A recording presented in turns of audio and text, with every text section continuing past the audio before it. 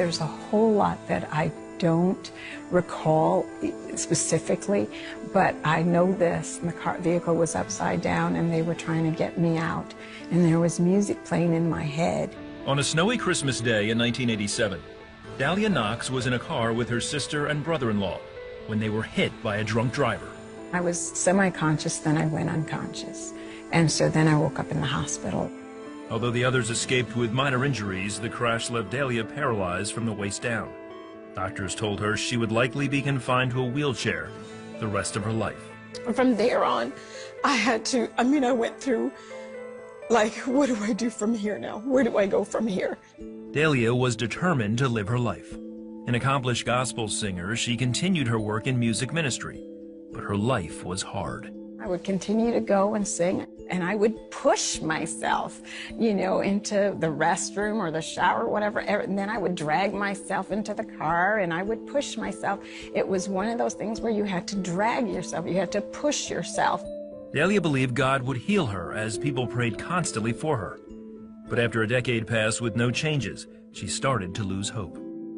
I didn't like going to altar calls because every time I would go somewhere, the service would change to a healing service, and somebody would try to pull me out of the chair, and I've been plopped, dropped, flopped, and flipped, and, to the point where I was like, I just can't go through that anymore.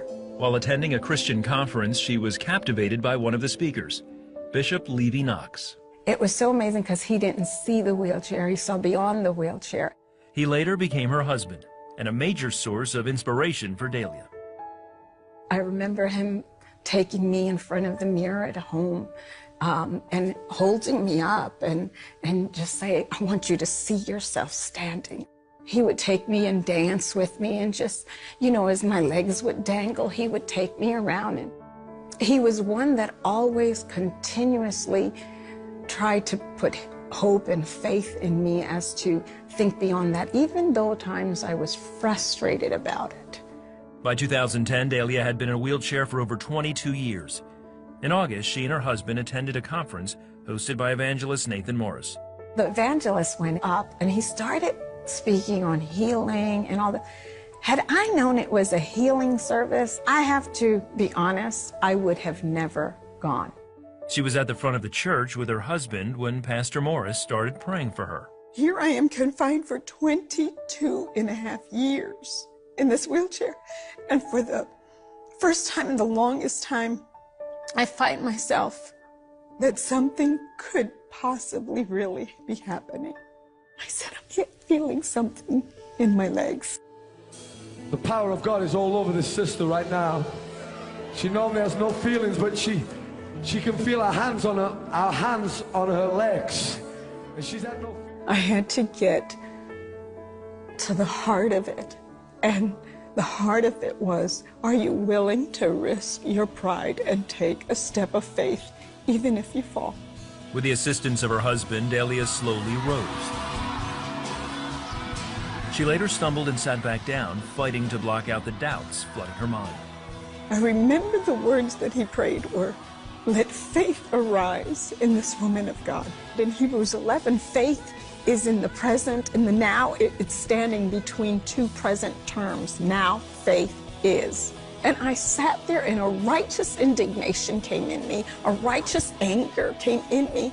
I just said to them, just worship, just worship, just worship, because I wanted to drown everything that was going out. I just worship, just right, worship, worship, worship.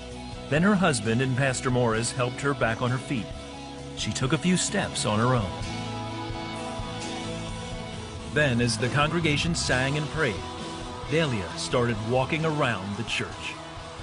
Paraplegics will tell you that you can move on your hips. And so I thought, was I moving on my hips? I just started moving my knees up and down, and I started bouncing on my knees. It was like the awakening. This is really happening. She began to take those steps and we began to walk. It was like the word that had already been spoken, beholding the word, hearing the word, and now the manifestation of the promises of God was being fulfilled right before our eyes. It was phenomenal. It was It was life-changing for us. Over the following weeks, she says God began to strengthen her legs. 3 weeks later, she walked in front of her own congregation for the first time. Today, Delia leads worship at Living Word Christian Church in Mobile, where her husband is the pastor. She also dances with him every chance she gets. The miracle is the journey, is not the moment. It's the journey of recognizing who God is. If he would have never healed me, I would still be pushing through to get into his face. Because it's not about the healing, it's about the journey of knowing that God is there for us.